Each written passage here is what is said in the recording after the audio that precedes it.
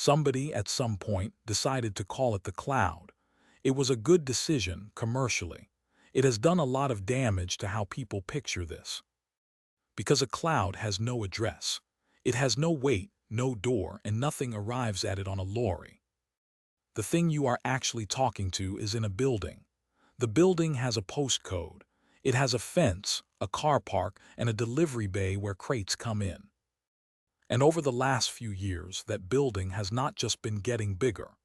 It has been changing inside in ways that are worth understanding because they explain most of what you read about AI and electricity. Start with what the building is before anything about AI. Strip away the word cloud, and what you have is a warehouse full of cupboards. Long rows of steel cabinets, standing in lines like library shelving, with corridors between them. That is genuinely most of it.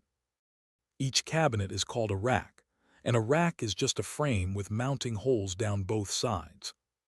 Into that frame go flat boxes. Each box is a computer, not fundamentally different from the one in front of you, but built long and shallow so it slides in like a drawer. Inside the box, processors, memory, storage, fans, and two power sockets at the back instead of one, because everything here comes in pairs. There is no magic component. What is unusual is the count. Thousands of ordinary machines in one room wired together. And that wiring is the part people skip, which is a mistake because it is the harder problem.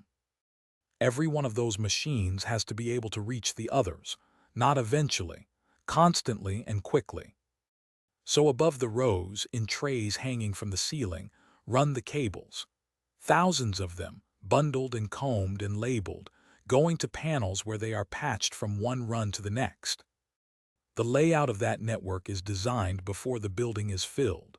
How many machines sit under one switch? How many switches feed into the next layer? How much traffic can cross the room at once? Get it wrong, and you have a warehouse full of computers that cannot talk. Then there is the electricity, and here it is worth walking the path rather than just saying it uses a lot. Power arrives from the grid at a voltage far too high to plug anything into, so it lands first in a transformer yard outside. From there, it goes to a room full of batteries and equipment whose only job is to bridge a gap. If the grid flickers, the batteries carry the load for the seconds it takes the diesel generators outside to start and take over. From there, it is split, and split again, down through distribution boards until it reaches a strip at the back of each rack, and finally the two sockets on each machine. Every one of those stages loses a little. Nothing is perfectly efficient, and what is lost does not vanish. Which brings us to the thing that actually governs the design of the whole building.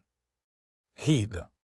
Essentially, all of the electricity that enters this building leaves it as heat.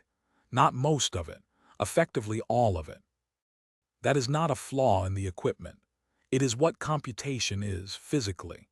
The useful work is a pattern of switching, and the switching warms the silicon, and the warmth has to go somewhere or the machines throttle and then fail. So a data center is, in engineering terms, less a computing facility than a heat removal facility that happens to have computers producing the heat. Which is why so much of the floor space, and so much of the cost, is fans, ducts, chillers, pipes, and pumps. The classic arrangement is simple once you see it. The racks face each other in pairs, so that all the machines blow their hot air into a shared corridor between them. That corridor is the hot aisle. The cold air is delivered on the other side, often through a raised floor with perforated tiles, and the whole room becomes a loop. Cold in the front, hot out the back, hot air collected and cooled and sent round again. Then there is the last piece of the ordinary data center, which is that it never stops. Two power feeds, two network paths, spare cooling, spare generators, batteries for the gap between. Everything that can fail exists at least twice.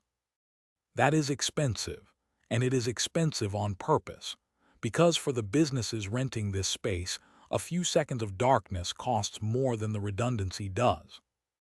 So, a warehouse of ordinary machines, wired carefully, fed carefully, and cooled relentlessly. That is a data center, and it was that for about 20 years without changing much. Then the graphics chips arrived, and almost everything above had to be reconsidered. Here is the mistake to avoid. A training cluster is not a web data center with more machines in it. It is a different kind of building doing a different kind of work. An ordinary data center serves millions of small, unrelated requests. Your email, somebody's photo, a shop's checkout. Each one is tiny, they have nothing to do with each other, and if one machine dies, the others carry on. A training run is the opposite. It is one enormous calculation, running for weeks, spread across an entire hall, where every part depends on every other part. The first thing that changed is density. A rack of ordinary servers draws roughly what a few houses do. A rack packed with accelerators can draw more than a small street. Same steel cabinet, same floor tile, an order of magnitude more electricity going into it, and therefore an order of magnitude more heat coming out. That single change breaks the assumptions the old building was designed around, and it breaks them one after another. The second thing that changed is what the network is for. In the old building, the network carried traffic between independent machines. It mattered, but a slow moment was a slow moment. In a training cluster, the chips have to stop and compare results with each other constantly, in step. Nothing moves on until everyone has caught up, which means the slowest connection sets the pace for the entire hall. A single lagging link does not slow one machine, it slows all of them. So the network stops being plumbing and becomes part of the machine itself. This is why the chips are packed as close together as physically possible, and why the cables between them are short, thick, and absurdly expensive. Distance in this building is a cost you pay on every single step of the calculation. The third thing that changed is that air stopped working. Moving heat with air is convenient, and it is what the whole industry was built around. But air is a poor carrier of heat, and past a certain density, you simply cannot push enough of it through fast enough. So the coolant came into contact with the hardware. Water, or a similar fluid, piped to cold plates sitting directly on the chips, carrying heat out as liquid rather than as moving air. This is not new technology. Mainframes did it decades ago. What is new is that it stopped being exotic and became the default, and that changes the building. A building with liquid cooling has pipework, manifolds, pumps, leak detection and drainage running through the same space as the electronics. It is closer to a small process plant than to an office. And a hall built for air cannot simply be upgraded. Much of the existing stock cannot host this equipment at all, which is a large part of why so much is being built new rather than converted. There is one more distinction worth having, because it explains why these buildings are not all the same. There are two jobs, and they have opposite requirements. Training is one huge job in one place, running for a long time. It does not care where the building is. Nobody is waiting on the other end, so it can sit far from any city, next to whatever power happens to be available. Serving is the other job. That is what happens when you ask a question and wait. It is millions of small requests, and now the distance to the user starts to matter, because the answer has to come back while somebody is watching. So the training halls go where the power is, and the serving capacity spreads out towards where the people are. Same industry, two different maps. Which leads to why these things end up where they end up. The first thing anyone looks for is power. Not power in principle, but a connection that can actually be delivered in a place where the grid has room. Then water, or at least a way of dealing with heat that the local climate and rules allow. Then flat, cheap land near fiber routes. Then the local politics, what gets permitted, what gets taxed, how long the queue is. Notice what is not on that list. Nothing about software and nothing about talent.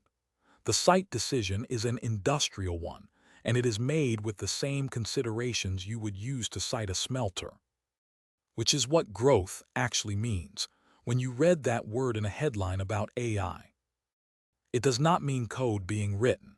It means substations, transformers, concrete, cooling towers, kilometers of cable, and a queue for equipment measured in years.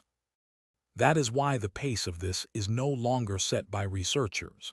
It is set by whoever supplies heavy electrical equipment and by whoever approves grid connections.